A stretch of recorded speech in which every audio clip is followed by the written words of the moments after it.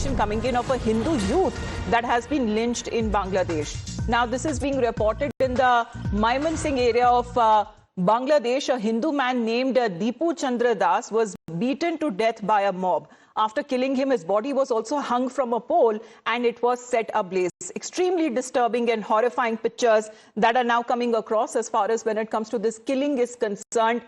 Let's connect with Rishabh on this. Our reporters are also joining in. This is barbaric and condemnable, Rishabh, of the highest extent that we are looking at.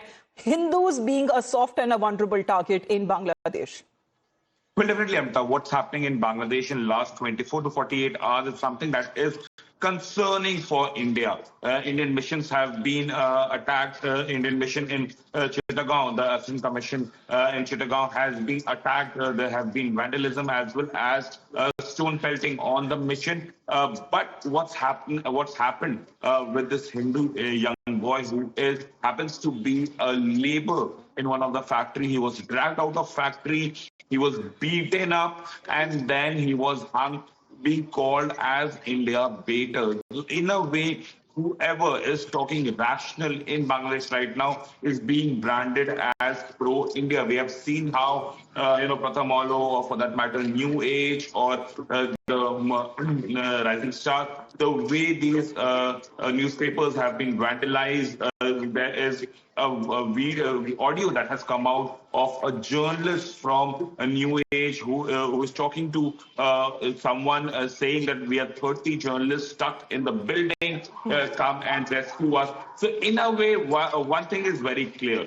Right now in Bangladesh, anything that's look remotely pro-India is being attacked. Why is this done?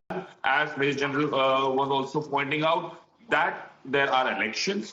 The NCP has lost its momentum. Yes. And right now, to regain that momentum... Well, ever since this uprising happened, there is nothing but instability, violence and vandalism that has been reported in Bangladesh. The Hindus are at risk once again with this barbaric and medieval kind of killing that has now been reported.